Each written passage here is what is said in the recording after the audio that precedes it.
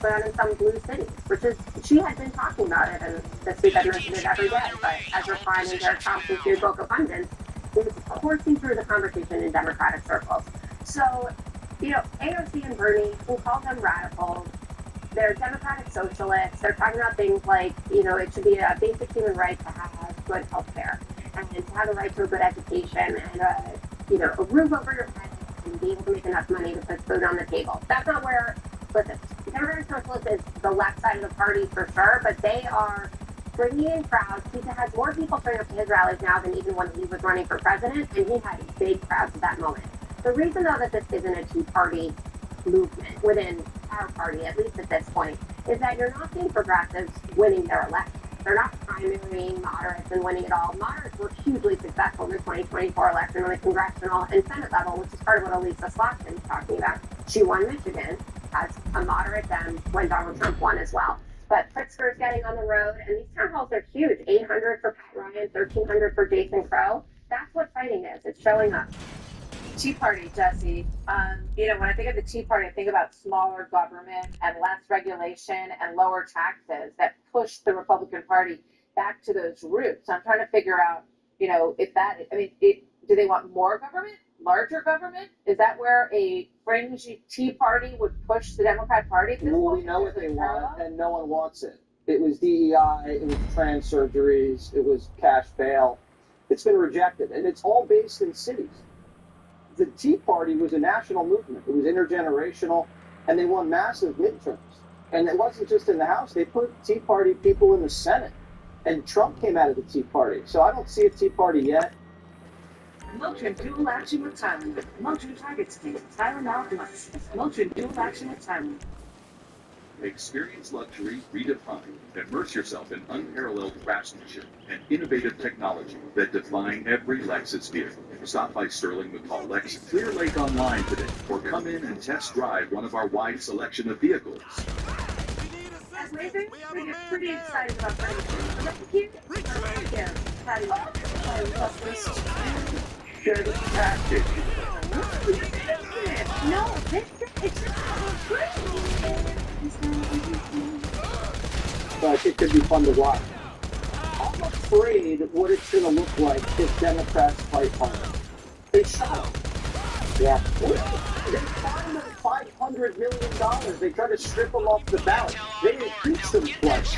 They had a guy with a gun show up to a Supreme Court justice's house after they accused him of rape. I mean, literally, what more can you guys do? The only thing that you haven't done is shut down the government. Too much. Does everyone find out that is really an essential worker? But you're right, Jessica. You actually define fighting better than I've ever heard anybody. Because right now, your party thinks fighting is like throwing a cane at Trump. That's not fighting. The blue sign, that's nothing. I think what you guys need to do is just raise money and get the midterm. And then you can start doing. I'm so excited. I'm so excited for you. Fighting that oligarchy, Greg. Yeah. Is that resonating? How long are we going to ignore the big story there? AOC saying fart. I mean, come on. You have me on this show, and you even look at the fact that she says fart. That's from hanging around Bernie, you know what I mean? Baby. That really stinks. But, Bernie and AOC, do you think they're banging the wrong drum here? The message.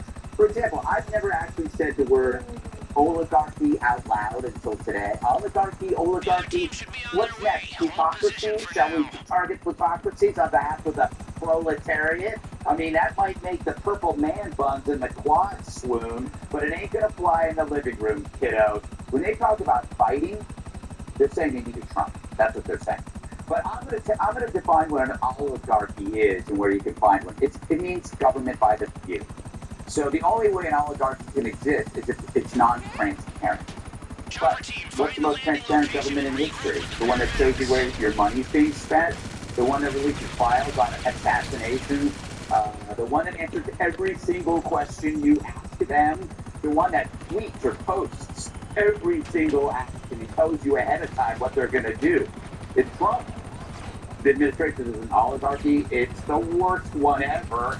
And you know what? If it was, he would show you how it's done. He'd go, well, yeah, this is an oligarchy. Come on over here. I'll show you it. But so when you find real oligarchies, there's about 3 or 4 places. Unions, they're oligarchies. They maintain the illusion of democracy and collectivism, but they're just elites up top who run and maintain total control because that's the survival.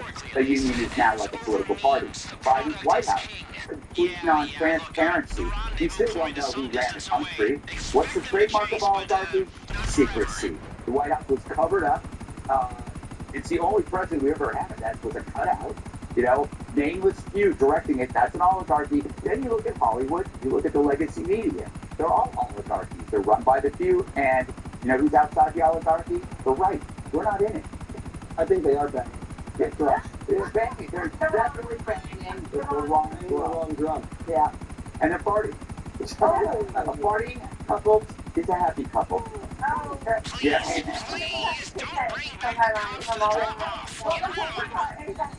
Politics in full swing. The ladies of the View are now taking issue with President Trump redecorating the White House.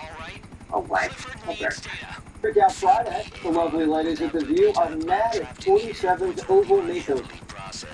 You put the interior decorator in chief now.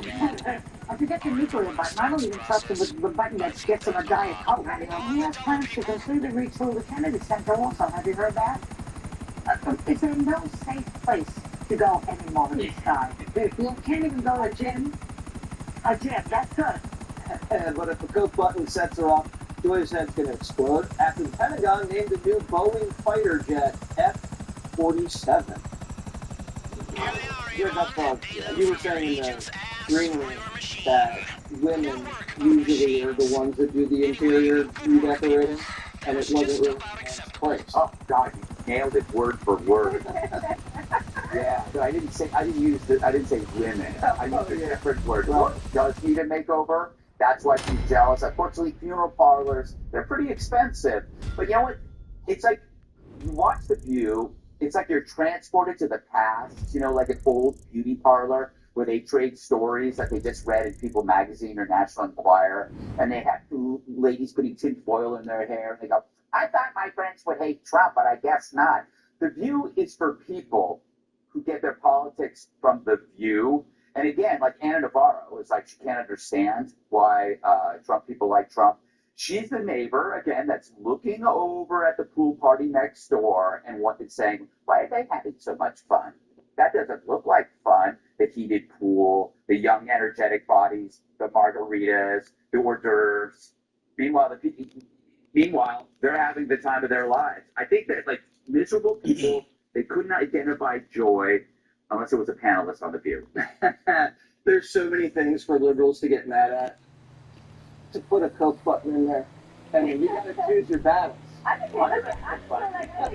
think beauty parlor gossip session is so way better than The View these days. It is so boring. All right, we might be ready to move on this thing. If you want the work, you'll get a knock on your door any minute. You know, when Bartolomé was created that show, it used to be that there was some actual dynamism going on at the table, and there were interesting views going back. Now it's just like, oh, I can't be bothered. I mean, I don't know who has the time to watch this show, but it's nowhere near as good as Gossip at a Beauty Parlor. And I think that, do you think Trump is pretty involved in decorating the White House? Donald Trump, yes. He's a very going down. Right there, but I want to reveal the curtain in front of it. You know about the room that's set up next to the Oval Office. He's made that his own after Bill Clinton sullied it. Yeah, yes, he did solid. Look, the man has built an empire. I mean, he's built hotels around the world, and they begrudge him the fact that he wants to move some furniture around in the Oval Office. I mean, they're so petty, they're so irrelevant. You know, and they talk about decorum in the White House. Where was the decorum, and where were they when there was cocaine found in the White House? Where were they when Jill Biden was conducting cabinet meetings in the White House? They were nowhere. And now, I mean, what about the tranny who lifted his or her shirt with the boob showing at the White House? You didn't hear the hit, whatever. You know, you didn't hear them complaining about that.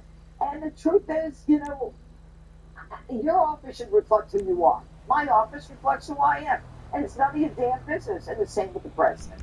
Do you know that he added the gold pieces on the mantle of the Oval Office? Yes. Yeah, I was looking at it the other day and I thought, don't remember seeing those there before. And you go back and look at pictures and it was clean, but now it has a little bit of, it has a Trump flourish on the marble. Jason, chicks love this stuff. Did I call you Jason?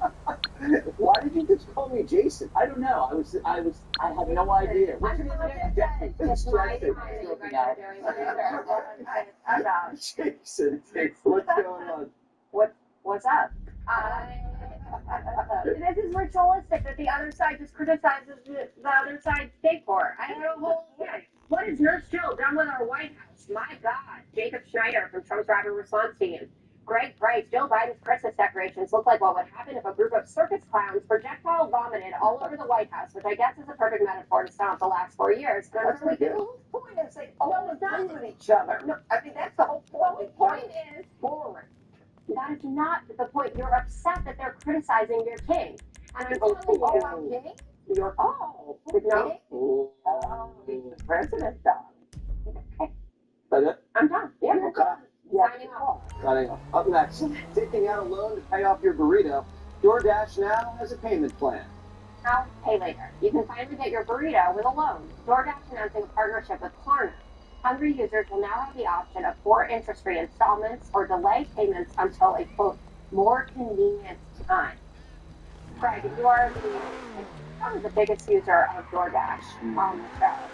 That's correct. Are you excited about the Klarna option? So let me just try to figure this out. Yeah, you can pay off your meal or delay your payment over time. Don't you have a credit card for that? I mean, the credit card is that. This is a clickbait for the media. It's so absurd. Although at the same time, I can see some people benefiting from this, like people whose lunch, order reaches 5 figures. Those 5 figures being at the View. By the way, it's a sad state after Biden has left us that you got to put your chicken parm on layaway. Although after the show, I'm going to be closing on a large pizza. It's actually a really big deal. For one thing about survival, we reconcile our debt. Yeah, I think if you have to pay for your burrito over time, you should not be having it. Yes. Probably be making some rice and beans and not Eating the burrito about overextending your It's so financial racist. to pay for it over Why time. does that have to be rice and beans? Because there's rice and beans in the burrito. Oh, so you just assume because they like burritos, they like rice and beans? Yes. I want to assume that person who ordered the burrito that they like rice and beans. Oh, that that's would be the option. Bring the level of conversation up for us. No. Official stance, you ready? Yeah. Technology is great, but this is an example when it's not so great. We're making people fatter and more in debt. We're going to turn starving artists into fat artists. Part of being young, in the city, and poor is not having enough money to buy expensive food, to get a slice of pizza, or maybe go to the grocery store so you can cook your own food and save money. What are we supposed to do? Some recklessly, financially not savvy 26-year-old is going to be $26,000 in debt and obese? No, Jesse, we're going to end up paying off their food loan. We're going to bail out their DoorDash loan. Exactly. Definitely won't be. Barely anyone now. Not anymore. Well, if you ever get another president, which won't happen in a lifetime, Feeling good. which could be any day now. Yeah, well, Don't say that. Yeah. 29%. Want to take a look at it? Okay, this is what I have to say about that. Okay, what I have to say is, I used to dream, and people used to dream of paying off a mortgage. Now they dream of paying off a burrito. I mean, this generation is like, they have to be financial illiterate. It's not real. It's not real. It's not real. Pay for the burrito and installments. It's honestly real. Martha. Do we even buy burrito for one more thing? What is it? Cards.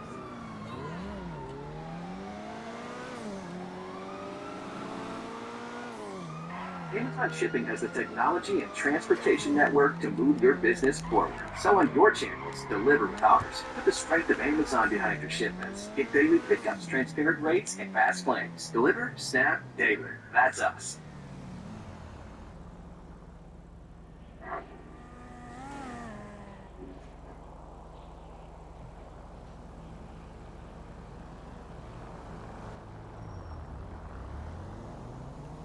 When I look at my life right now, and I ask myself, which political party has made my life worse? It's not the Republican Party.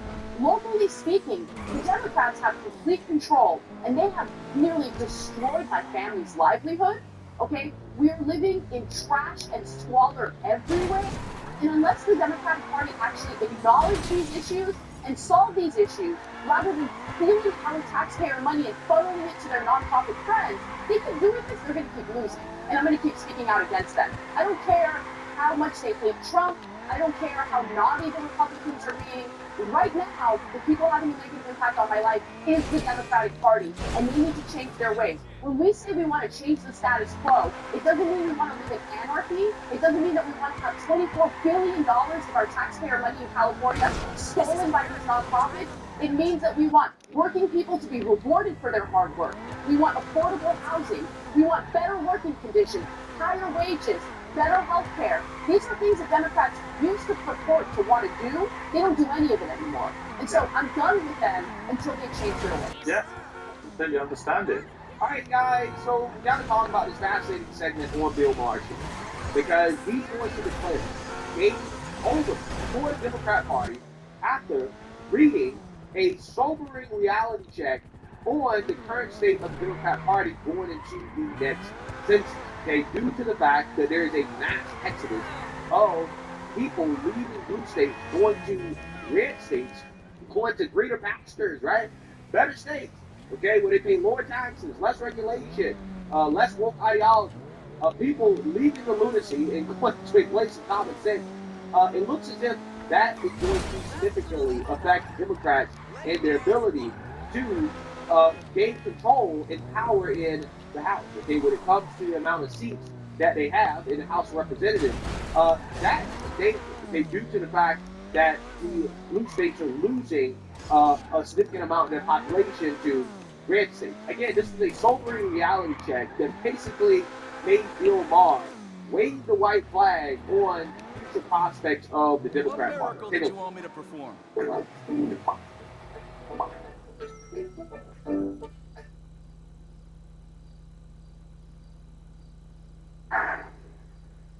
Okay, so just to continue on this for a minute, because I just saw this really bad news for Democrats. 2030 reapportionment, there's a group called the American Redistricting Project, and in 5 years we will be redistricting. California is projected to lose 3 seats, New York 2, also going to lose a seat, Minnesota, Oregon, Rhode Island, Illinois, all blue states. Who's getting these? Texas, Florida, Idaho, and Utah. I mean, this looks like game over. You know, and the reason why people are voting with their feet is a lot of what your book is about. Yeah, taxes and regulation. I certainly have been screaming about it forever. I did 3 years with a sign here that said, how long is it going to take for you to get my solar hooked up? 3 years. Talking about it on television in this state. You couldn't do it. This state has almost 400,000 regulations. I just put in a new roof because the fire, I thought, oh, let's get a roof that's not going to burn up. 2 inspections. Why are you inspecting my roof? It's my fucking roof. If it falls on me, that's not the problem. And we're taxed more than any other state. People are leaving these kind of states for places where they're not, like, they feel the heavy breath of government on them. It's not that hard for Democrats to understand this, but they seem to be incapable of doing anything about it. Because people like you continue to vote for Democrats. That's why.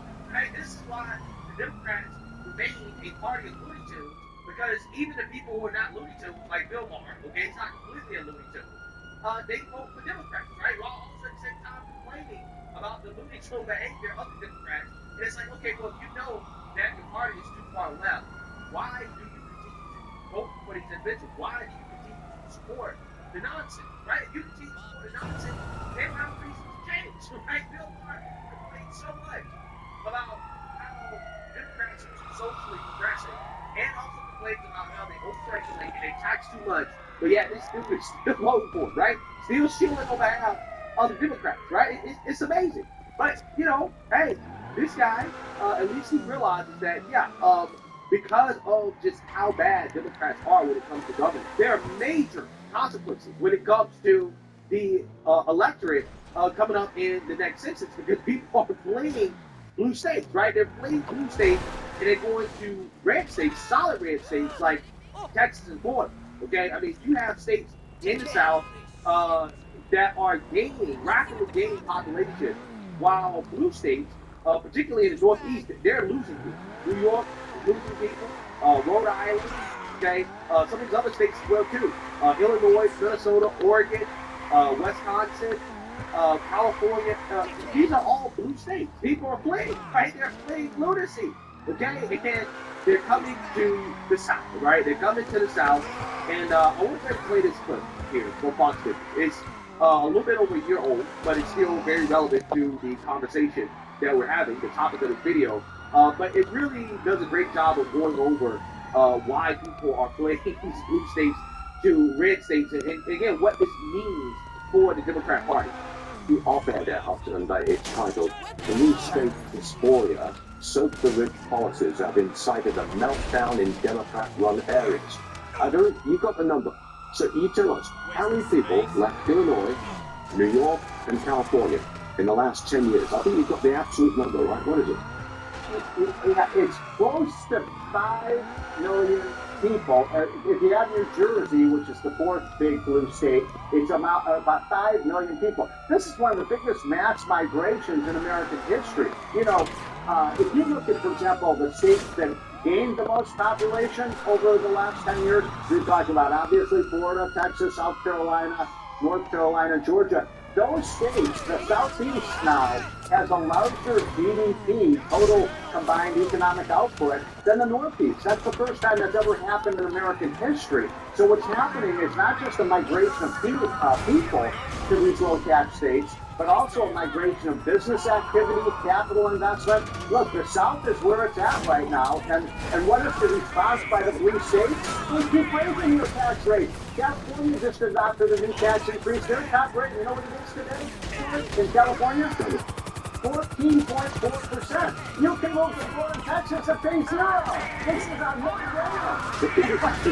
Is it just taxes? Or is it people wanting to move to a good business climate, a climate of expansion?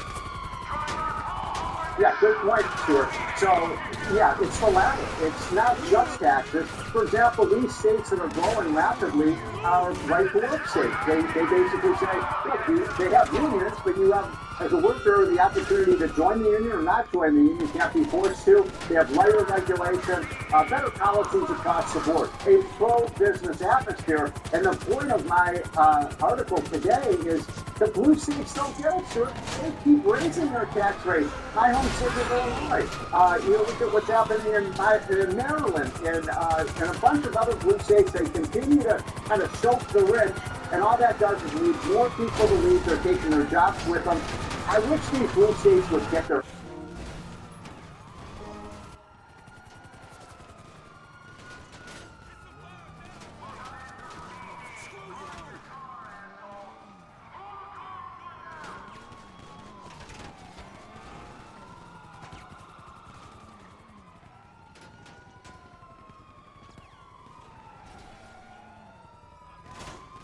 west of Arizona. I just don't want to, right? I get, you know, when it comes to any other state, right? North Carolina, Tennessee, South Carolina, Georgia, Florida, Texas, Arizona, all of the states, these are states that I would consider living in this country, but outside of those states, probably not, right? I'm probably not going to be living in those states or visiting too often, right? Because again, I just like the South for all the reasons that people are moving here, right? Most problems with all these people moving here is the fact that some of them bring their liberal policies, right? They bring the policies that they're running away from, right? But the point I really want to drive home here is that this guy said, well, the soak the rich policy are what's driving people from the blue states to the red states, okay? The progressive policies are driving them to flee, to move. Now, this is where the news gets really terrible for Democrats, okay? Because not only are people already fleeing, okay, there's a mass exodus, okay, which is going to hurt them when it comes to their ability to maintain power in Congress and win elections, but also on top of that, right? Also on top of that, you have the lunatics of the Democrat Party that reside in blue areas, right? The California, Oregon, okay, some of these deep blue cities.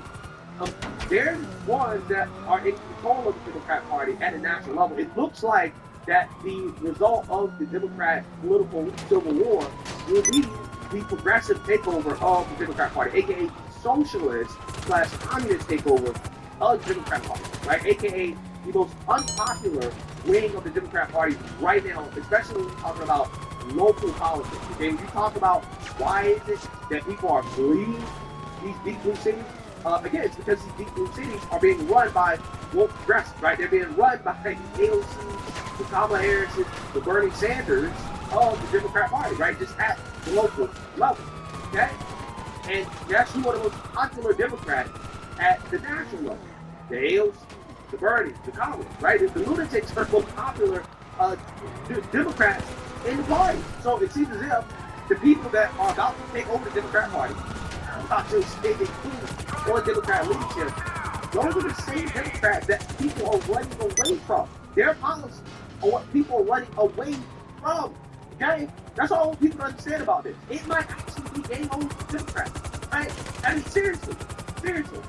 Because it's just hard for me to imagine people voting at the national level for what was seen at the local level over the past 4 years. Okay? Chaos, disruption, all the types of woke nonsense. Again, I'm surprised if this country put somebody like an AOC or a Bernie Sanders or any of these woke lunatics in charge, considering how we've seen the result. We've seen the result of progressive leadership at the local level. Okay, look at Chicago. I mean, this guy, Brandon Johnson, has an approval rating in single digits. Okay? This dude has a lower approval rating than the Democrat Party overall, which is hard to imagine, right? It's hard to imagine any one individual has a lower approval rating than the Democrat Party, but Brandon Johnson, his approval rating is a tank, okay? And he's, again, one of the more far-left Democrats. So, again, if the Democrats actually really decide to go in a more progressive direction, right? They actually decide to allow the socialist wing of their party to take over. I just don't see how the Democrats can win elections.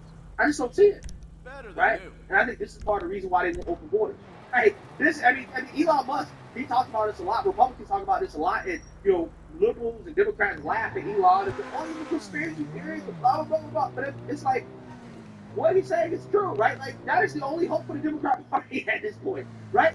If the progressive lunatics take over, how do they win elections? They gotta be illegal, right? They literally are gonna have to import voters into the blue states that everybody's fleeing, right? That's the only way they're gonna win, which is why they want mass migration, right? This is why they allowed it on purpose over the last 4 years or so, because they know they're cooked. They know they're cooked into the future unless they allow open borders, and then they work toward a pathway to citizenship, aka a pathway to being able to vote in elections so that Democrats can maintain power and control, because all of the people who actually live in these blue states, who are not woke lunatics or illegals, they're leaving, they're going, they're fleeing. Right? They've evacuated to states that are sane, right? To sane states, aka red states. So, when you realize that, wait, Democrats, they really lose a lot of power and control due to the fact that people are voting with their feet, and they're fleeing these Democratic states. So the only people left in the blue states who are willing to vote for Democrats are far-left lunatics and illegal immigrants.